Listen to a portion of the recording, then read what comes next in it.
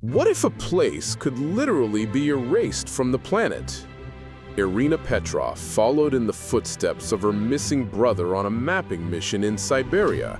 But when she got there, she discovered something that no longer existed on the maps. A crater that pulsed like a living organism, hidden beneath ice and silence. No signal, no response, no time. And when she tried to leave, her tablet displayed, "You have left documented space." The only thing left was a plaque with her name on it, written in handwriting that wasn't hers. And now, she has decided to return.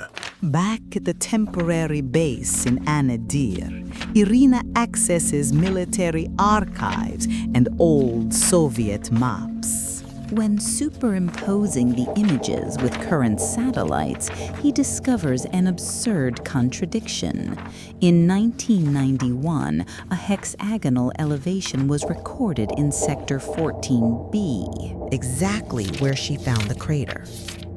Today, the terrain is flat, as if it had been digitally corrected. The investigation also reveals a mention in classified files of the Polar Ghost Project, a Soviet geointelligence operation focused on geomagnetic anomalies. Irina prints out the maps, highlights the points of intersection, and decides to return to the field, now with a new hypothesis.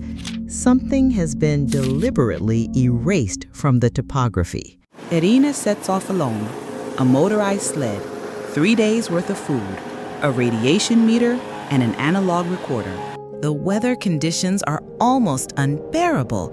Winds of 49,797 miles per hour, temperature of minus 61.6 degrees Fahrenheit.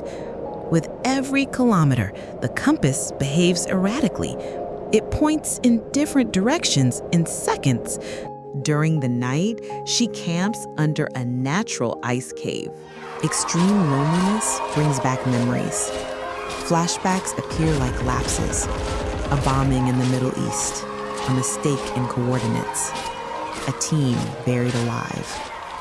Irina tries to push away the guilt. In the morning, as she resumes her journey, she finds strange marks in the snow, triangular shapes as if something heavy had been dragged along. No sign of human life. Only faint vibrations underfoot. At 141.08 feet from the base, Irina finds a partially buried backpack. She recognizes her brother Maxim's military emblem. The backpack is surprisingly intact with no signs of deterioration. Inside, there is a notebook protected by plastic film, a survival kit, and a memory card. Upon opening the notebook, he finds a single page written in blue pen. "Don't trust satellites. The ground moves." Back at camp, Irina tries to access the card. The tablet refuses to read it. But when she uses a makeshift analog converter, a 3-second video appears, a pulsating bright hexagon. Something moves in the center, but the image freezes. Then, the sound. It's not white noise. It's a modulated voice saying, "Below is not ice, it's interface." Irina, stunned, records the material on analog backup.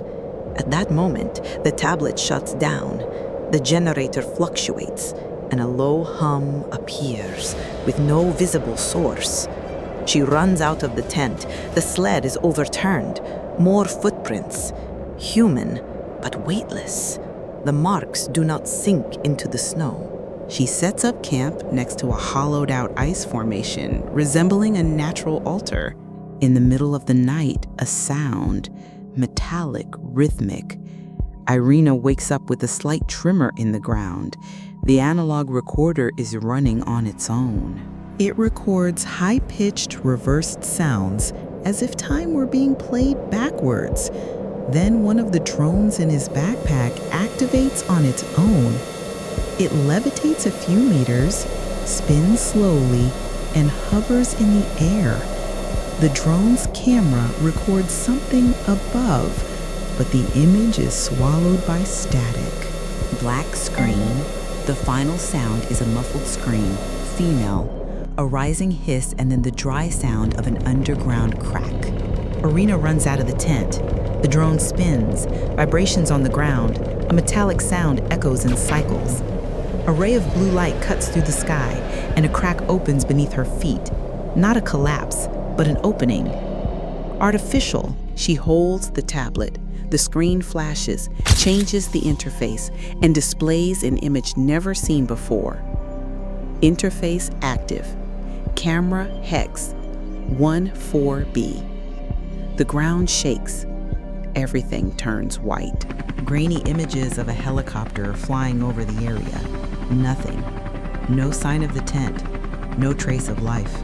The helicopter's thermal camera shows a heated area beneath the ice, but within seconds, the ground freezes again as if it had regenerated. On the pilot's screen, the coordinate is automatically canceled. Region not mapped. The co-pilot murmurs, "Whatever was here, it closed." Irina wakes up in a military hospital. Her eyes are half open, her skin is marked by cold, and something else, mild radiation at the extremities. She whispers to the nurse, "I saw the void, it breathes." Technicians try to decode the memory card, recovered frames, the crater opening like an ice flower, geometric formations below the surface pulsating regularly, and then the crater closing as if it had never existed. Old satellite images, a map with digital glitches, real photographs of Siberia, geologists being interviewed. Siberia does have flaws, yes, but not will. It wasn't a geographical flaw. It was a decision, as if it chose to show itself and then hide. Irina standing on the pier at Anadyr, wind on her face. Behind her, the white expanse. Some places in the world don't want to be found. And when we touch them, they erase us. But sometimes they let someone come back just to leave a warning. 66 degrees northwest, 163 degrees west, unmapped area. What if one day you stumbled upon a place that seems to have been erased from the world's memory? A place that simply doesn't want to be found or remembered? Would you risk moving forward, facing the mystery? Or would you respect the silence that echoes from the unknown? Tell me in the comments, would you explore or retreat? I really want to know how far you would go. And of course, if you enjoy stories that defy logic, places forgotten by time, and secrets buried on the map, subscribe to the channel, turn on the bell, and leave a like. Because what's coming is even darker and much more real than it seems.